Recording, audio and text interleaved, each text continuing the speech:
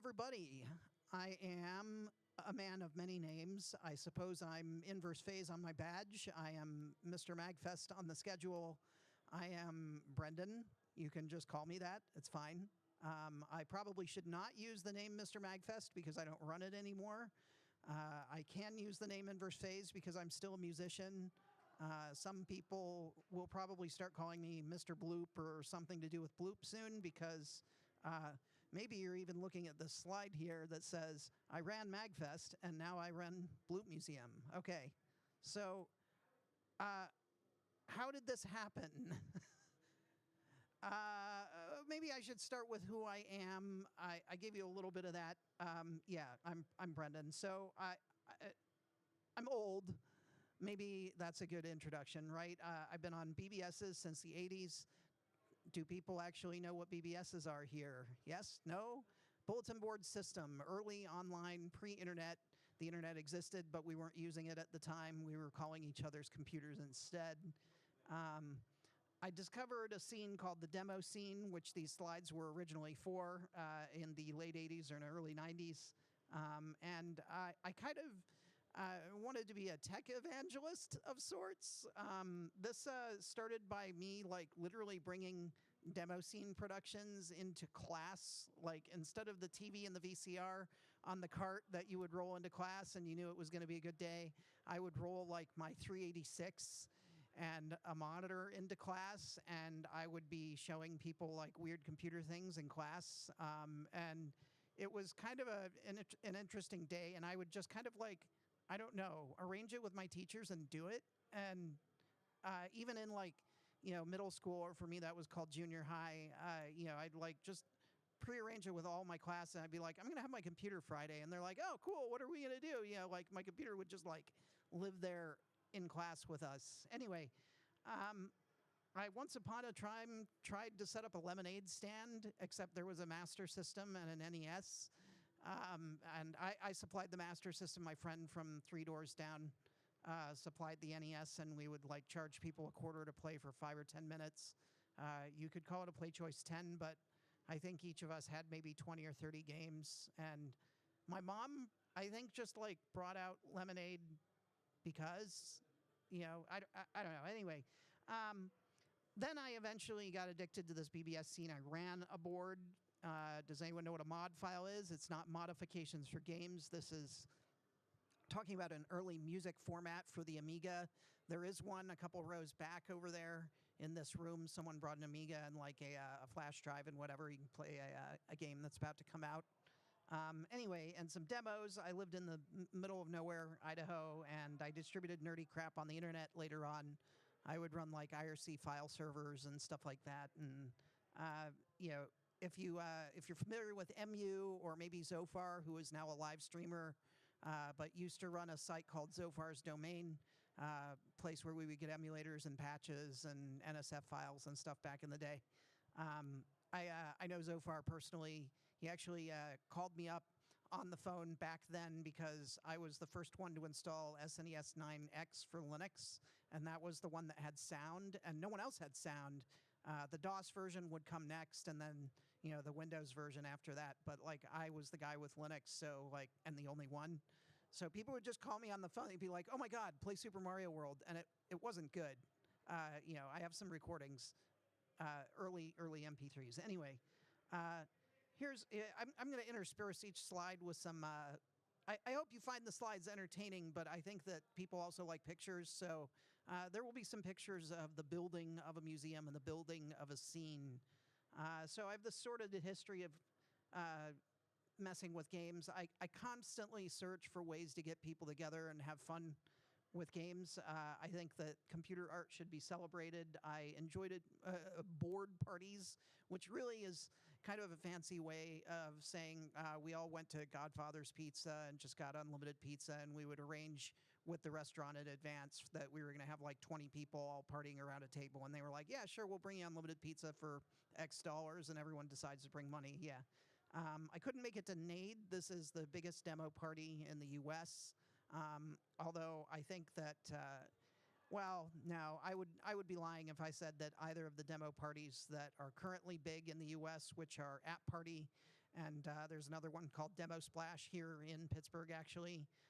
Both of those are not catching up to NAID. NAID had like 400 people or 500 people or something one year, and that was in the 90s, which is kind of cool. I began organizing LAN parties. Time passes. I was active in the open source community. Anyone ever heard of this thing called PyDance? It's a Linux or Python dance clone.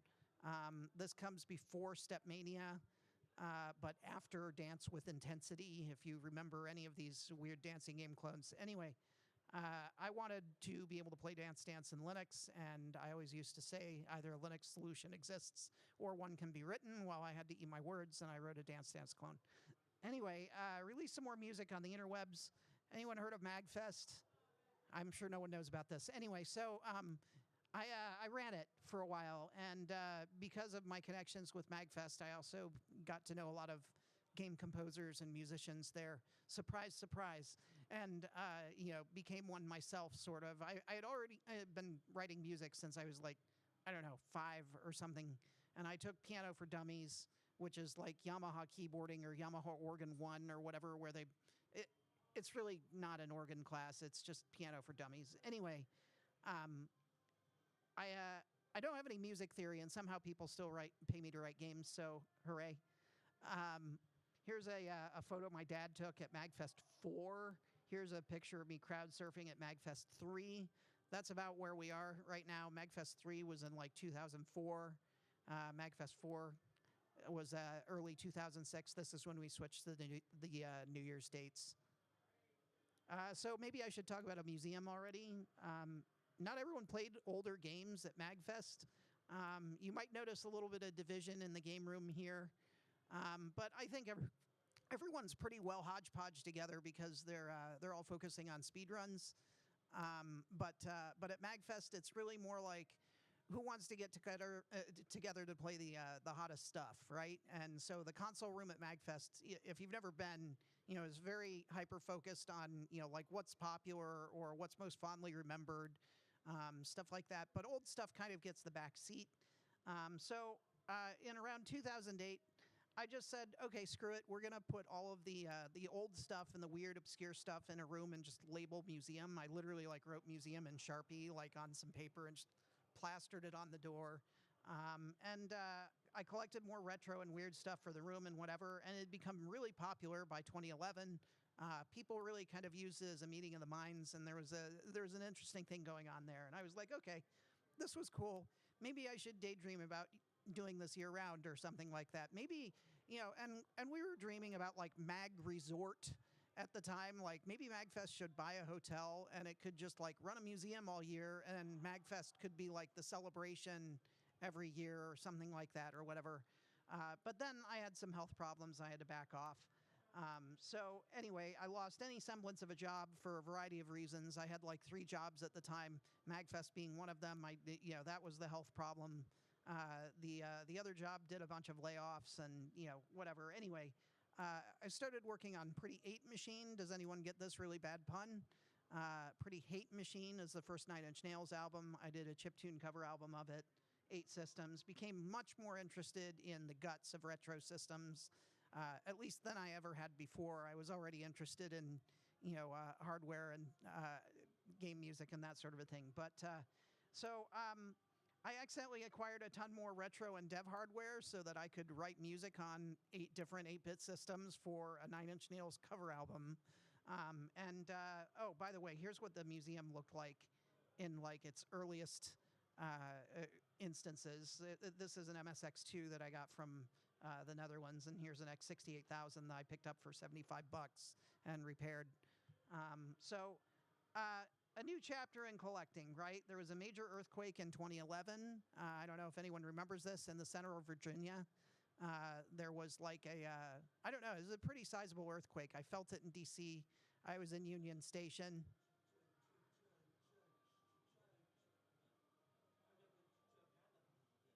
Yeah. Yeah, so, I mean, this was kind of nuts. Anyway, it turns out it takes 4 months to move your entire basement apartment to another state. I moved to Maryland, and I was hoping that I could get things organized once and for all because they would be in a storage unit. And a lot of my mag friends lived in Baltimore, where I was moving to, and we were going to try and get through my stuff. I released Pretty Ape Machine. It was pretty successful. I caught up on all my bills. I accidentally collected more retro. Storage is stupid. It's time to figure out a new plan. I had hemorrhaged probably a 5-digit number of money storing my collection in the largest storage unit that this place had, and then one smaller storage unit that I slowly condensed back into the larger storage unit. I tried to get a lot of my friends' interest in cleaning. Overall, that was a failure. I tried to get rid of some things. I had some success, but not nearly enough. Oh, right. All of this stuff is supposed to go in a museum. Maybe I should focus on that. So I began an inventory and at least started to put my like items together, move things between bins, buy lots of shelving. Here is Emily Federer, who runs 8 Static and also some of the main stage at MAGFest, standing in my empty storage unit. At that point, Emily was running a GameStop literally across the parking lot from this place. So that's kind of funny. Here's me in the storage unit. You can see just how crazy it is. There are other words that I would give this, but I think this is supposed to be family friendly, even though this is a late night panel. Anyway, insert your own expletive. So time to get serious.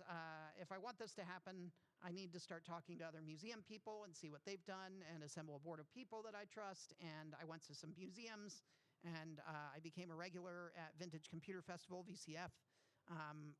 VCF is also Vintage Computer Federation, which runs some of the VCF events, so became friends with them too. Started printing out flyers to advertise. A thing happens. Oh, by the way, this is a bad bullet point. Anyway, I met another local museum curator at a local event. His name is Bob, and he suggested I visit this place called System Source in Hunt Valley, Maryland, and I couldn't find anything on it.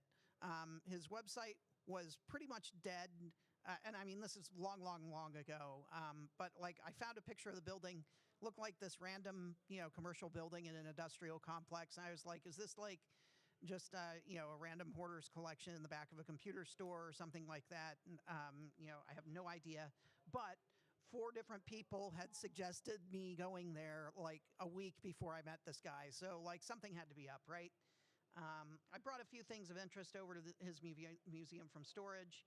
I was also simultaneously or very similar, sometime around then, asked to leave my place of residence. And so I asked to become an indentured slave at this place and basically be the caretaker for this building, museum, whatever it is, in exchange for my office space that I would have there. So there's the storage unit at its fullest point, and it really is full. Like that door just comes up right up against the back of that arcade machine, and there are 3 arcade machines on their way to Hunt Valley, and we palletized all of my crap there. So a bunch of stuff happens. We helped System Source. I started giving tours. I started working with their staff. I started giving them assistance. I started helping repair their in-house things and going on fetch quests, and tried to figure out how I was going to fit my stuff into their equation, right? And so I brought in those arcade machines and fixed them up mostly, and I built a video game exhibit and weird input devices and touchscreen interfaces and video displays and obsolete media and a sound chip exhibit and Acorn and Japan. And I also supplemented their exhibits that they already had with some bloop things. At the time, they didn't have a working Commodore 64 or VIC-20 or even Amiga 1000, but they had this like Commodore exhibit with some very exotic stuff like, well, I don't know that a PET is really exotic, but it is one of Commodore's first machines, and a KIM 1, which is like their version of an Apple 1, stuff like that, right? My collection is growing and getting more organized, and here's some more pallets. So then some things happened, some other things. So tours are suddenly halted, maxing out at 1 tour per month. Everything's dead, and the office is empty. Oh, I could massively reorganize my collection. So, I'm sorry if you had a bad pandemic. I totally had a bad pandemic too. But I did have an opportunity to completely reorganize my collection and get it organized and get it sorted. And so for that, I'm at least trying to look on the bright side and be thankful. I separated all my hardware from software, cataloged and inventoried everything that I hadn't gotten around to. Put all of my games on a site called RF Generation. It's kind of like Moby Games or VG Collect or Game Eye or any of those, but it also has a forum and news and some live streamers and stuff like that.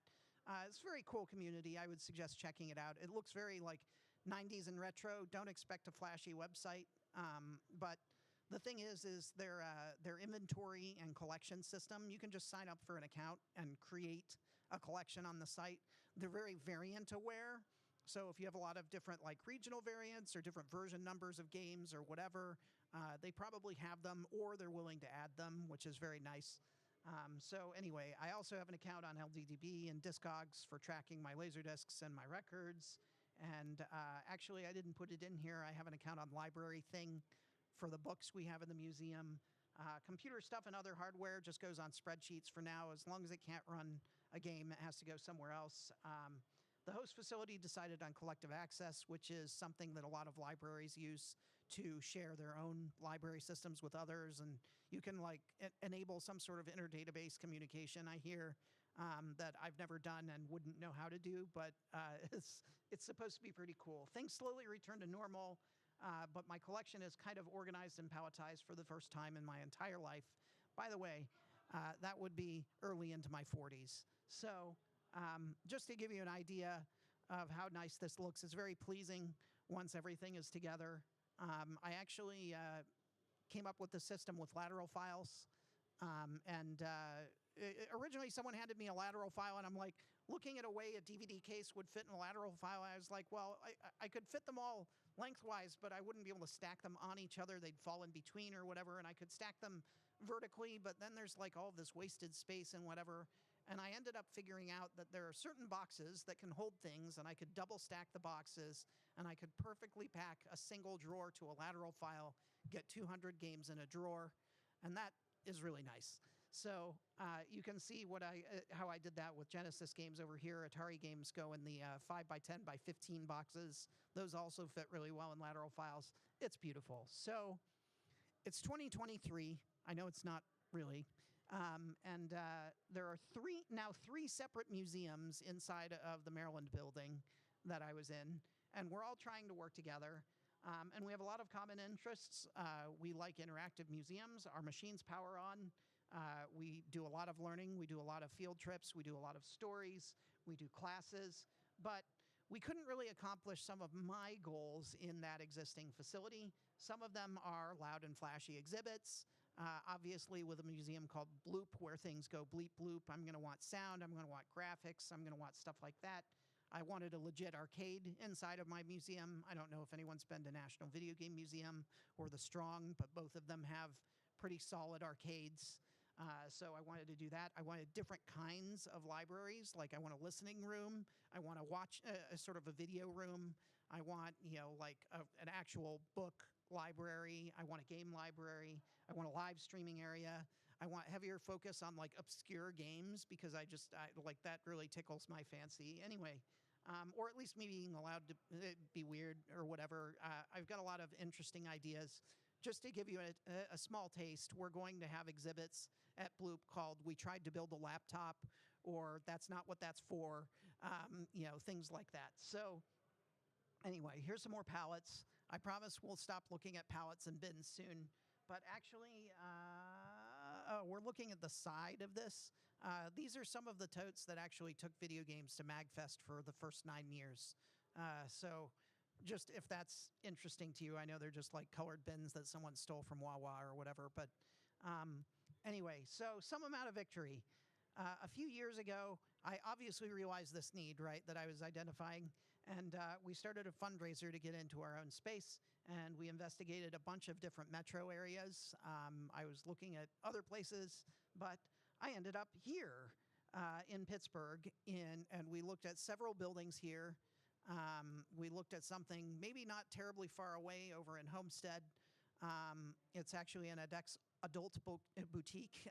And Apparently the place is still there and still like, I mean, there's just, it's like it's untouched. The owner passed away, and like there's a shop there, and the guy's like, there's $100,000 worth of inventory in here, and I was like, yeah, but I don't want to start Bloop where we give you the 00. So anyway, we settled on Pittsburgh, and we started looking for lenders, and we finally hit a funding milestone and made an offer on an abandoned government building in Penn Hills, and cue a grueling due diligence process, which went poorly. You can ask me about that later, but basically there's all of these things that you're supposed to do, and arguably a lot of it didn't go right. Also, some of my board members quit. I wish I still had them, and I wish they could still watch the progress. Hopefully they're checking their email and on the newsletter and everything like they used to be. But in May, we secured lending and closed. We're less than a year out. Cue the grueling fix up the building process, which is what I'm in right now. So here's where the money shot is. This is the building I now have to put a video game, computer, tech, weird media, whatever museum in, and it's only 20 minutes away from here right now. And it's pretty awesome. Here is one truckload. We have brought the equivalent of 4 of this photo up so far from Maryland.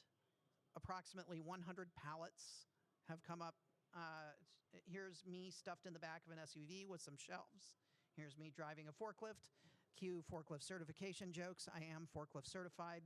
Here is what the totes look like in one of 7 rooms that are currently storing things. Here is the totes lined up down the hallway, because basically what we would do is unload the truck with the forklift, take all of these pallets, put them on the sidewalk, take a pallet jack, shove them in this hall, and then we get to empty the hall, because the hall only holds 25 pallets. So then I have to do that whole thing all over again 4 more times. And the biggest problem is that on the 3rd trip is when we brought the video game cabinets with all of the inventory and whatever. So those just kind of have to live in the hallway. There's no doorway that those cabinets fit through. So the last 2 trucks had to be half-size trucks that we bring like 10, 12 pallets at a time, shove them in the hallway, break those down, and then do it again for 10 to 12 more. I am almost at the point where we can actually just like put a bunch of crap in a U-Haul and drive it up and maybe be done. Just to give you an idea, when you buy an abandoned government building, what we've had to fix so far, we had to abate hazmat. This is very, very kind speak for asbestos. We spent 50 grand getting rid of asbestos in this building. We had to do some amount of plumbing. Plumber number 1 did an okay job and ran into some problems, and we had to hire a second plumber. None of the HVAC in the building works, so we had to install our own HVAC. We had to get some amount of carpet. Some of it we actually just steam cleaned, and it's looking okay. We had to remove a tree that was attacking the roof of the building. We had to do a huge amount of cleaning, including like mopping the walls and vacuuming the ceiling grid, and like in progress. Since we had to abate that asbestos, it was mostly in ceiling tiles. Now we are putting new ceiling tiles in. The health department has cleared us, by the way. It is safe to be in the building, just in case. At least 2 people here in the audience have actually been in the building and are like, oh, do I have lung cancer now? Anyway, we also need new toilets and maybe some hot water. They won't pass us for code unless we have either one. Ask me about shipping toilets sometime. Apparently, they just throw a 50-pound toilet in a cardboard box and expect FedEx to handle it well. They do not. Various building things, removal and cleanup. Abandoned government buildings contain many things, including jail cells and gun ranges, but also they contain the things that the government left behind. I'm just going to leave it at that. There is a to-do list with more carpet and a parking lot repave and accessible restroom renovation. I'm not sure I'll actually be able to get my restrooms accessible before we open, but I intend to have them accessible at some point in the future. We will actually pass code if they're not accessible, because they call it existing structure. Like basically it's kind of grandfathered in. But we do intend to, like get the building doing nicer. So over here's a little quad montage of us pulling the tree down. Over here is a little quad montage of us putting carpet. Over here is my Arts and International area with the cool kind of, actually it sort of looks like a fuzzy TV or something like that. I thought the squares kind of look like demo scene squares with the like checkerboard zoomer, if you've ever seen that. Here's, we kind of tried to get carpet that would look a little bit like a tatami mat for the Japan room. It's not perfect, but it's something. So what can I do with this museum right now? Easily, I can offer a private in-person tour. We haven't cleared codes, so we're not open to the public. Or I can give you a virtual tour over Meet or Discord. We can act as a fancy library. If you're a visitor, you can see or use our collection. You can also like pre-reserve games in advance. I can send you a link to the collection. You can be like, I need to do some research on this, or I've never played that, or can I show my kid Duck Hunt, or I don't care, whatever. Spend hours and hours with you talking shop. Have you been able to tell that I can talk a lot? I've been talking this whole time. We can accept donations, smiley face. We can contribute details and variants to online databases. One cool thing about this RF Generation site, like I said, they're very open and welcome to accepting data. And they kind of accidentally on purpose found out I run a museum, so they gave me accidentally on purpose ad without approval access. So I can just literally, like, at the museum, you bring in some like weird version of a game or whatever, you'd be like, this isn't on RF Generation, we'll just add it right away. And then it will be there, and then you don't have to sit in like some sort of approval queue, which they've actually gotten a lot better at clearing out. But one of the reasons that led to me being able to access it is I was putting like 100 new things in the queue and then waiting a week for the queue to get cleared out, and you can't add things to your collection until they're through the approval queue. So they were like, F it, we're going to give this guy access. With some effort, I can recover data from floppies. I can do cartridge backups. I can recover your saves. I can archive audio, video with some degree of quality. I can repair or restore your old hardware. We have done all of these things in the museum already. An example of recovering data from floppies, I accidentally, on purpose, again, exonerated 2 gentlemen by recovering a court floppy disk.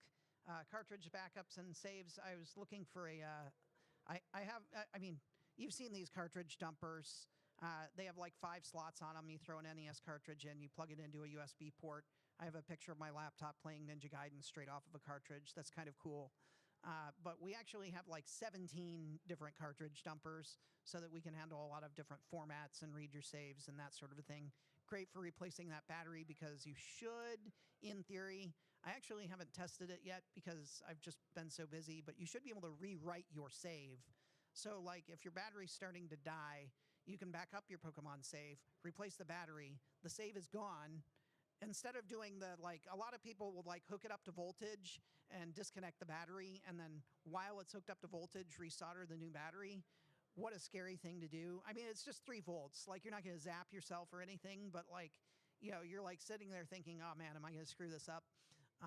Why not just replace the battery and write the save back onto the cartridge? So that's an option. Or if you just want to switch to emulator land, then we can give you a .sav and you can just play it in emulators.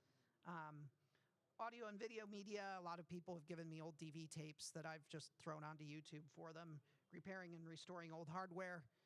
Recapping stuff is very common in the museum. We're actually going to have repair weekends where you can just do that. Bring your own project, repair ours, team up with someone, do it yourself, have us do it for you, whatever. We don't, like, let's just learn things, like that's the goal. Here are some shots from inside the museum. Please forgive my really crappy photo editing here where I just superimposed a picture on another. I was actually aiming to make this wall work right here. And that actually does sort of work. We're actually going to move this desk over here. We removed this radiator from the wall and turning this into an 80s living room here. And then we've got a 90s kids bedroom. How is this place different from other computer or game museums? There are a lot of us. I already shouted out The Strong. I already shouted out NVM. There's also CCH, which is the Center for Computing History in Cambridge, England. They're kind of like us. There's also the Maid in Oakland.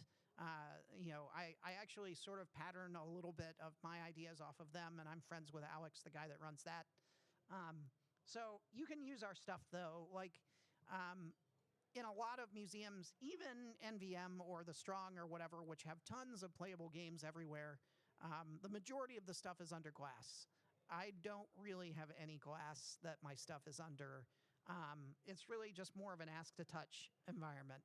So we are dedicated to preservation, but it's not our sole purpose. We don't just want to show you like the machine and its launch software. Like, here's a PC. By the way, did you know that it came with DOS and there was no Windows? Yeah, okay, I'll show you that. But then I'm going to show you, stuff like demos, homebrews, aftermarket hardware, mods, kind of a where are they now sort of a thing. Like, I want to show you art and entertainment for the machine, stuff that pushes the limits of the machine. I want to give you experiences you can't get at other museums. Please don't take that the wrong way. I don't charge. That's maybe something that, some other museums don't do, but I have a strong belief that you should not have to pay to learn. Someone that will donate money to the museum after they leave. We have a big sign on the door saying, how much was your visit worth, right? But, I'm not going to gatekeep knowledge. It's something that everyone needs right now, maybe especially right now. And we can't do that. And maybe possibly as a direct result, we don't have any effing money. Anyway, our perspective is more geared towards the individual, not business. Case in point, you're going to see a picture of my timeline. My timeline isn't necessarily what drove the industry forward. It's more like bangers. It's just strong memories. That's the kind of stuff I want. Every visitor gets a docent. This is another sort of interesting, weird thing. I don't know that there are any museums that I can think of off the top of my head that require you to get a tour. Many of them you just kind of go in and look around and, there's a tour at 1 and there's a tour at 3 or something like that. But I make sure that you get a docent every time, and probably that docent is me. But anyway, here's something that just shows you that these are pictures from my timeline. My computers work, they start up. Here is, my priority is all screwed up. Here is Matt Godbolt next to his disembodied son playing Atari 2600 Space Invaders here. Here's one of our exhibits in the making. This is LCD versus CRT. So that's a Sony Bravia 720p on the left, and that's a Sony Wega 720p on the right. I'm going to put big vote buttons in front of them and let people vote on which picture they like better or which set they like better.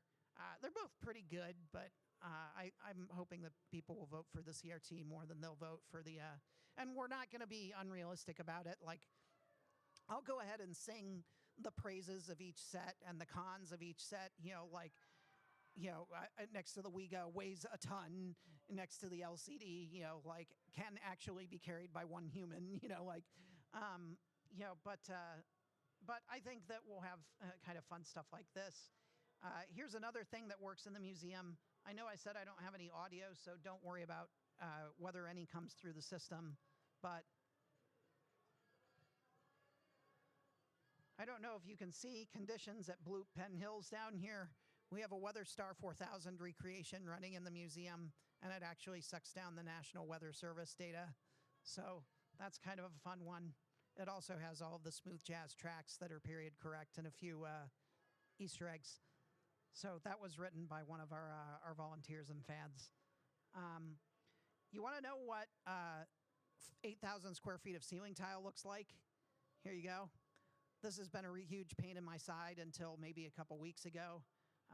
We got 6 pallets of ceiling tiles, which we have slowly started playing Tetris. Filling in the ceiling with. And so this is some of them coming in the door. We've also been fixing up drywall in this room that used to be incessantly wood grain. There are many of those in the building, but you can see this is just the drywall going up. There it is getting mudded. Here it is almost done over here. We're going to recreate this video game exhibit. This is from the old location in Maryland.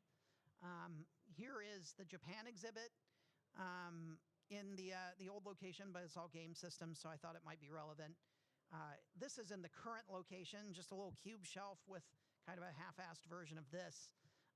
But the point is that all of that is going to be, we're going to go big or go home. We're probably going to double this exhibit on this wall and have some odd, like 60, 70 game systems all on a wall.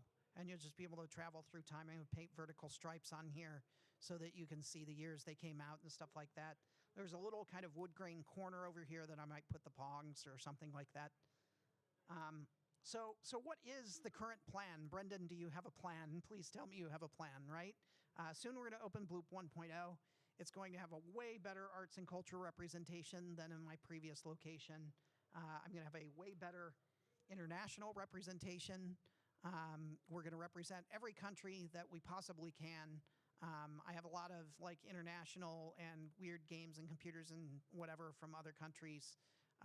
Case in point, it'll make sense when you hear it, but you wouldn't think of it normally. The Sims has been like localized into like almost every language because Simlish is just Simlish or whatever. So like all they really have to do is just change whatever it's called on the cover and like change the in-game like text, right? Localizing the game is very easy. So they localize the Sims. I have like the Sims in like 20 different languages. Well, maybe not 20, but like a dozen different languages. So we're going to represent all of those countries. Japan will get its own room. You saw the 80s living room and the 90s bedroom. You saw the video game exhibit in progress. Also in the corner of the room that you can't see in those pictures, I'll have an edutainment exhibit, typing and music and religious game exhibits, an emulator exhibit. Eventually, we're going to update the museum to version 1.5 and 2.0 by expanding into the rest of the first floor. And then there is a second floor that you haven't even seen anything from yet. We've got a LAN room up there. We're going to have a movie room up there. We're going to have a synthesizer playground somewhere in there. We're going to have a fake Blockbuster somewhere in the museum. You'll actually get to rent videos and take them to the living room and watch them. You can't leave the museum with anything that you borrow, but you can play anything. Even my, like rare whatever. I don't even know what I have that's rare. But there's some things. The big room, which I promise we'll see a picture of soon, will eventually get turned into a music or an event venue with like music, game, and movie nights. We'll probably do a demo party at the museum because I would really like that. We'll have a dedicated LAN party area. I just talked about that. I mentioned we have a real police firing range. I'm thinking about hacking Duck Hunt and Hogan's Alley and stuff into it. The arm that delivers the target, and like the human on the piece of cardboard or whatever that comes at you in the gun ranges, we're going to try and wire up the computer system that controls that to the expansion port of the NES and run a ROM hack so that, like it can move a CRT television towards you or away from you instead. So I think that'll be fun. I will have a permanent archival and preservation lab. I didn't in my old location. I talked about the repair weekends. We'll have some swap meets. It'll be fun. Here is the big room. So it started even worse looking than this, and we started building. We knocked over a Joanne as they were going out of business and got all of these. And they ended up being perfect to kind of put things around this kind of U-shaped conference table sort of a thing that the city council used to sit at. Unfortunately, the city council has been replaced by computers, but so it goes. I think that's what the way the world is headed right now. So some ways that you could help, and please do, even though there aren't terribly many of you in the audience. You have been very good at just sitting here and listening to me yammer for an hour. I would love it if you would follow us on any of the social media things and like and share the posts that we put out there. We have a Patreon.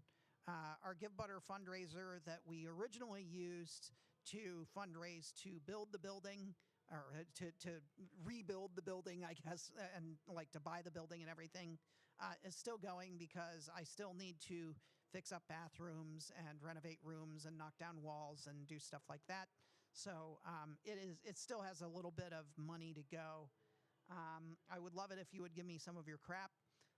If you have games of any kind, duplicates, unwanted stuff, incomplete stuff, boxes, manuals, loose discs, cartridges. It doesn't matter if it's rare or uncommon. We don't care. We can probably complete something that we have in the museum with loose stuff, and we would love to have stuff that isn't loose too. If you don't want it, bring it to us instead of trying to sell it at GameStop or a game store. Come in for a tour or get one online. I have cards. You can get in touch with me. I'm just Inverse Phase on Discord if you just want to add me. Tell a friend about us. Drag your friend to the tour. Recommend us when other people are getting rid of their crap. You can help us recap something or clean some PCBs or get something working or come by and volunteer, thanks to the two of you that have.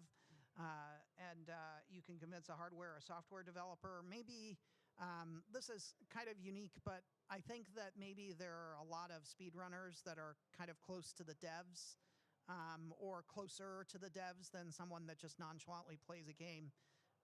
And sometimes the devs even engage with the live streaming community.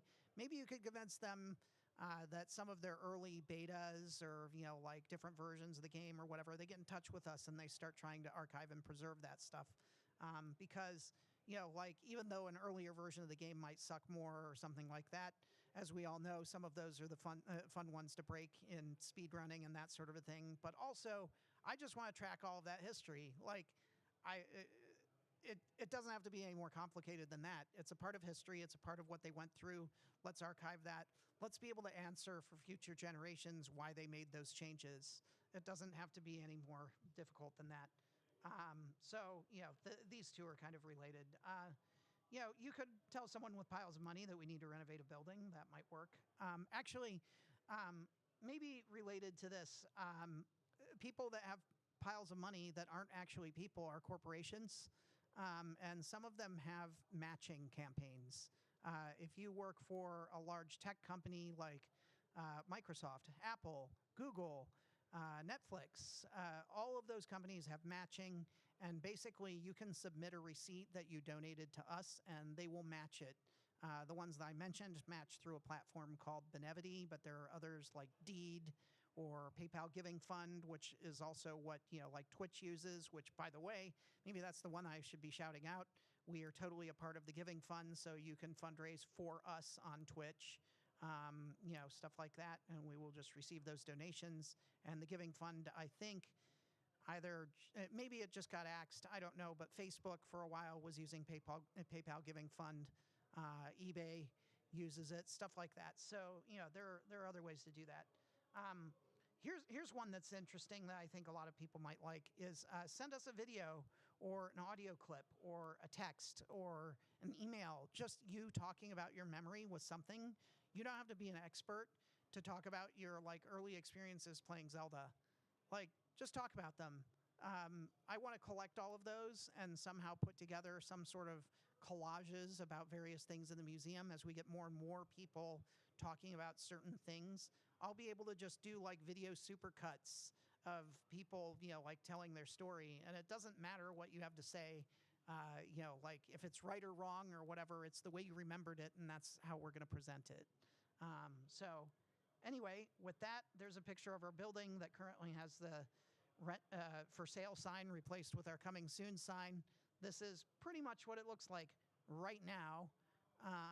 If anyone has any questions, bring them. This is the end of the presentation. I hope I answered your question that you might have had. I guess the only thing that I didn't mention is I did mention that I had health problems and backed off from MAGFest. But really, hopefully the thing that I got across was I've always been trying to figure out a way to build community, and I feel like this is kind of my best way to do that right now. And so that's kind of where I want to go with this. And you're invited to become a part of my community. So there. The end. I have a question, actually. Sure. I'm kind of in the dark about it a little bit. I was introduced to MAGFest about, it was pre-pandemic. Okay. And was the best thing ever. It was awesome. Pandemic happened. Then there's some weird sort of, I don't know what kind of politics happened. Split, right? I was just kind of curious on your Sure. Okay, so the question is, what are my thoughts on the MAGFest political things that have happened in roughly the pandemic and periphery of the pandemic? That was a thing called Friends of MAGFest, or a lot of people reference it as that. There's kind of a MAGFest old guard. If we go back to the way beginning, MAGFest was not a 501c3. It was actually an LLC. And we were an LLC until after MAGFest 9, which was 2011, and that was the last MAGFest that I ran. That was at the Hilton Mark Center in Alexandria. Basically, we were trying to find a new location because we ran at 3,000 people that year, and that was the cap at the Hilton, and all sorts of things went wrong that year. Just as an example, that was the year that a lesser-known group called Speed Demos Archive got pissed at us for not having a proper internet connection and started this thing called Games Done Quick. Anyway, I hold no ill will. I think it's amazing what the community has done, like things never work out the way you want them to.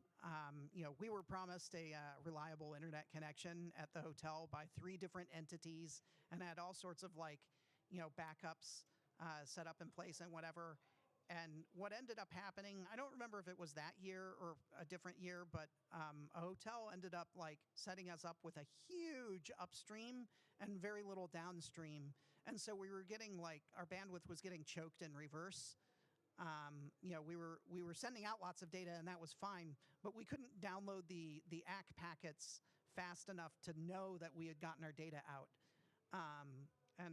Anyway, I'm way off topic. The point is that for all of those years, we had something called the Quad, which was kind of our board of directors for an LLC.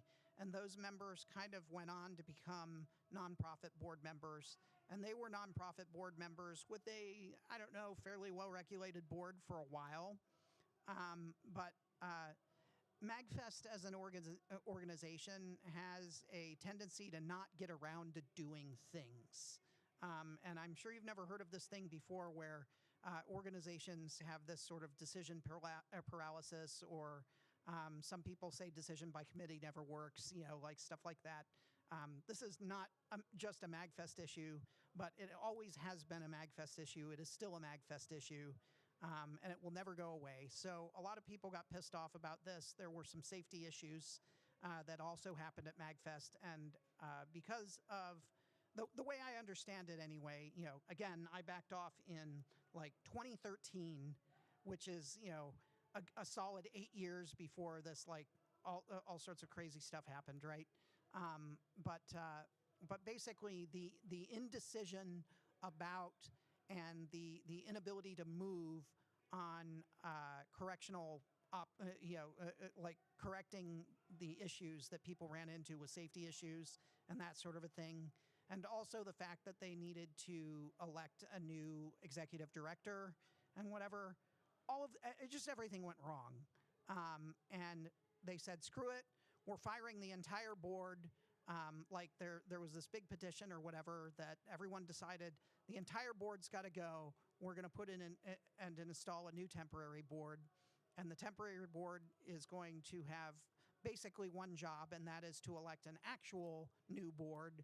And kind of get MAGFest to run in the meantime, just sort of an interim board. And then we'll kind of get this show on the road, and we'll get board members rotating in and out, and, slowly restore, the way things should be, restore sanity to MAGFest or something like that. Is MAGFest ever sane? No. It's the same chaos it's always been. My opinion of this is that I think that maybe a lot of the Friends of MAGFest people thought that this was necessary. I don't think that, I don't want to call it a coup, but I will call it a hostile takeover, which might actually be defined as the same thing. My point is that I think that we could have actually worked something out. And I mean the royal, everyone in MAGFest could have figured out what to do and how to fix things and that sort of a thing. but they, they kind of like everyone was just fed up and tension was high and the pandemic was going on and, a new election had loomed and, I mean, God, it was just it was a mess of a time. So I don't agree with what happened, but I understand how they feel it was necessary. I wouldn't have gone that way, and also not to, I'm trying not to air my dirty laundry too much here. One of my parting agreements with MAGFest was I did not sell it to them. I was the one that had the exclusive rights to run the show.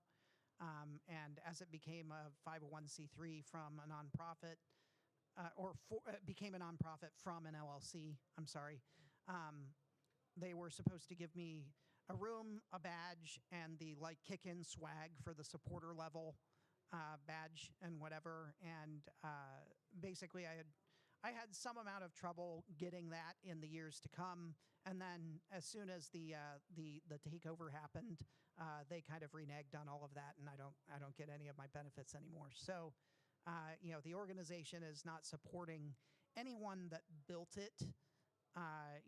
Arguably in the sort of seminal days anymore, and that really kind of strikes me as a very, I wish they would. I have approached them several times and said, hey, it seems like the reason that you don't want to do this or the reason that you aren't doing it is because there's no contract between you and the other individuals, and you want something formalized. And so I've said, okay, let's do that. And again, decision paralysis and decision by committee and whatever. All of these things never happen because everyone's too busy or burned out. Everyone's a volunteer except for the paid office staff, and whatever. And so.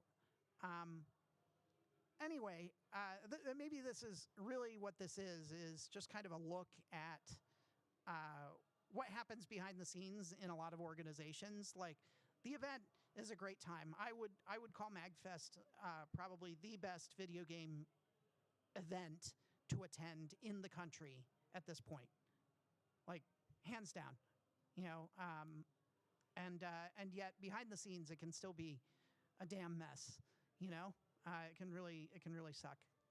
So I do think that there has been a lot of growth in a lot of organizational areas of MAGFest, and I do think that they are trying to do good things. I just wish that they would do better and that they wouldn't, and I know that sounds really weird, right? From an attendee perspective, you're like, man, you just said this is the best show to go to. And like, I had a hell of a time, going to MAGFest and that sort of a thing. Like, it's more that I wish that they would take care of their own in a way that they don't. And during maybe the previous guards era or whatever, they eliminated a lot of things. It used to be that performers would get sort of an alumnus badge of sorts, so that someone that performed at MAGFest would be able to come back and whatever, and they started eliminating that. And sure, maybe they were hemorrhaging money, because they were giving out, I mean, there's 40 bands that play every year, right? So I mean, that's a lot of badges, but it's not like they're giving out rooms. It's not like they're giving out a lot of free stuff. Maybe just figure all of that out and try to come up with some sort of an agreement and work it out with people, instead of deciding that this is the way it's going to be and just cut it off, and suddenly an email announcement goes out without talking to anyone, except for maybe the board having a meeting. I think that they could do better in regards like that. And I say this as a person who always, when I was running MAGFest, I really valued communication. And this is something that all organizations and honestly all humans struggle with. So, I'm not a perfect communicator. I just think that more communication is better than less, and I think they could do that. So, sorry for the really long answer, but hopefully that hits on what you're asking.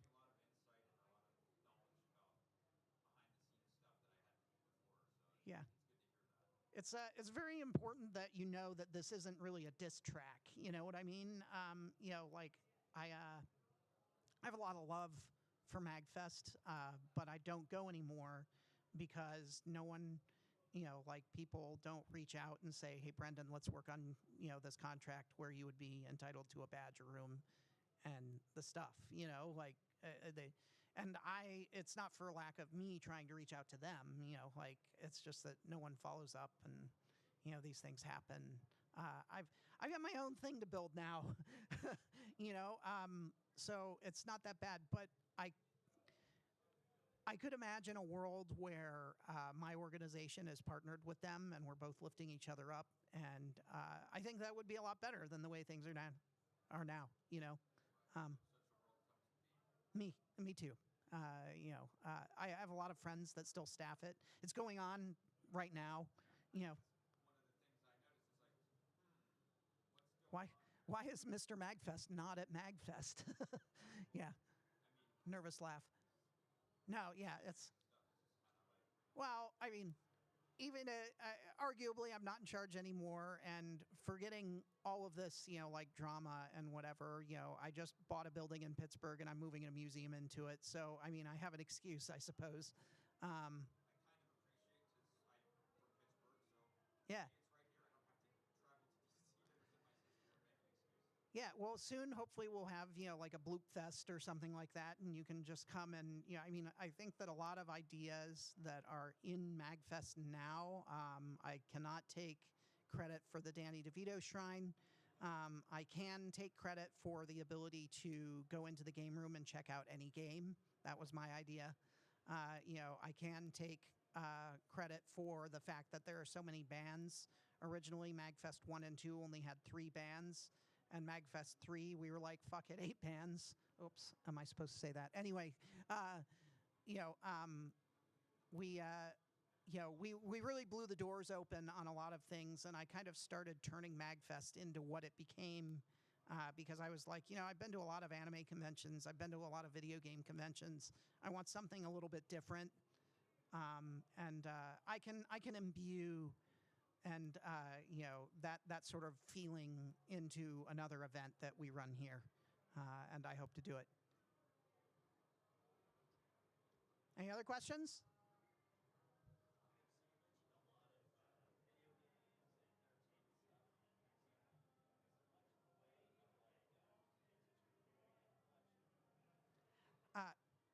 So the question is there much in the way of vintage computing? I keep on talking about video games and not really focusing on computers. The largest room that we have in the museum is dedicated to computers. There will be no video games in this room here. And then the second largest room is dedicated to video games. And then, which is, that room is the video game room. And then where's the carpet pictures? Let's just go backwards and rewind this whole thing. These rooms right here will have international games and computers. I would argue that I have more video games than I do computers, but I do have more computers than I do game consoles. So there will be a heavy focus on both. And also, I haven't really spent much time mentioning it. I have like 1,000 laser discs, and like a ton of videotapes and like beta decks. And do you know what a CED is? Not a CD, but a CED, capacitance electronic disc. It is a movie on a vinyl record. We have that format, and players that play it, and a bunch of discs. I mean, like, so it's not just games. It's kind of electronic entertainment is the guise that I use to teach you about the technology is really kind of the way I want to go with it. I have a special brand of autism where I can just remember things if they're weird enough. And maybe you do too. I don't know. But the point is like the CED format that I'm talking about. I can take you to the 2 people's houses that owned one when I was 5. No GPS. Let's get in the car. Like, how do I do that? And the answer is like, There's something about this like weird beepy boopy, interesting, strange, I've never seen this uniqueness, media format, technology gadget, whatever moment that, I can go down the rabbit hole with that kind of stuff. So there, even though we'll be heavily focused on games, it's not a game museum, it's a technology museum. And there will be lots of computers. Other questions? I don't know how long I have until I get kicked off, so. You mentioned something before about just coming in and repairing and learning together, sort of like. You made me think of my Game Gear and its capacitors because I'm like, man, I've got this Game Gear, I'm afraid to touch it now. Oh, yeah. Can I bring that in and learn how to fix it up? Because In fact, I know the exact volunteer that I will refer to you to fix your Game Gear and replace the capacitors. I have to be the one who fixes it. Well, that's fine. No, I mean, but you want someone to either like buddy up with you or supervise or tell you what to do or whatever. I'm really afraid to, like, I can get a desoldering braid or something. I'm like, this isn't coming off. This is coming. Oh, I'm running something else. Oh God, yeah, yeah. That's what I envision workshops being like. Software background, but not great software. Yeah, that's fine. I think that soldering workshops will be a regular thing. Like learn to solder. Our old location used to do like retrobrite workshops, but we've since learned that retrobriting might actually be destroying your plastics. So maybe you should just leave it yellow or clean it off with a magic eraser or something like that.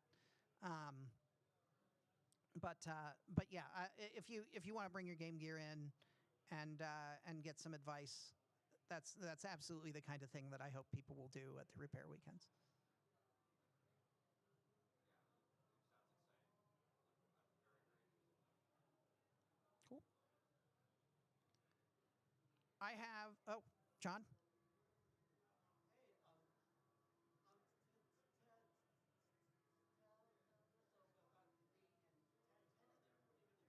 What are you going to do with that? About the what?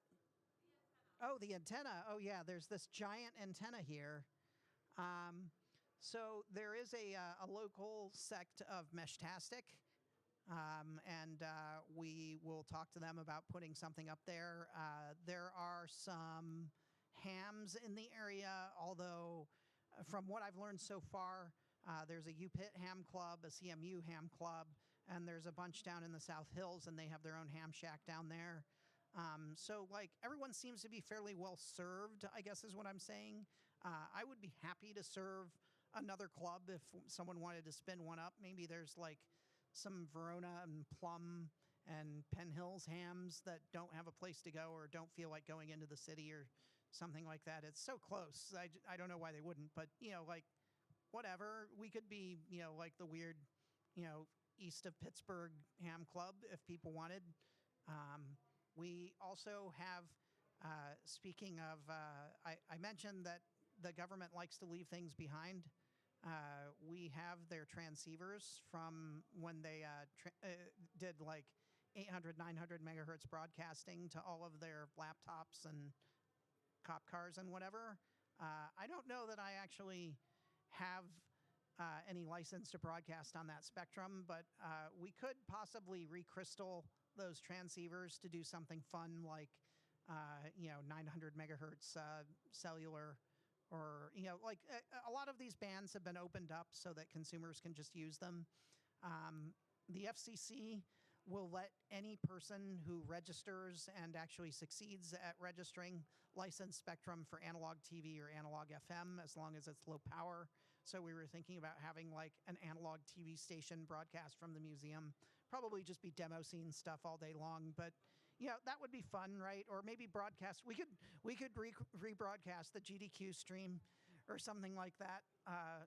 Just play Twitch streams over analog TV. Something, I don't know, it would be fun. We could figure it out, whatever it is, as long as we have permission to broadcast it. And we have no shortage of analog televisions in the museum, so if you couldn't watch it with your, like little Sony Watchman or whatever you might be carrying around, or, your actual analog TV that won't tune into stations anymore, then you certainly just come in and turn on one of our TVs and watch TV. So I think that would be fun. You can put a whole ton of things on an antenna, especially one that size. So I'm thinking pretty much everything that we do with it should be non-commercial in nature, but also fun.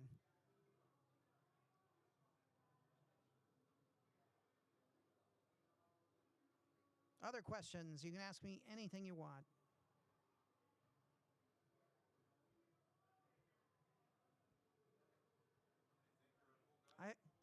Well, thank you. I got some flyers. I would love to give you business cards or flyers with my email address. I'd like to stay in touch. I'd love it if you'd send me an email and I could put you on my mailing list. I promise I will not spam you. I have anxiety about that. I send out an email maybe once or twice a month with an update about the museum and just some pictures like these. These I literally ganked them right out of our newsletter and just threw them in the slides. So, like if that's something that you would like, then just hit me up. I'll just break down and hand some stuff out.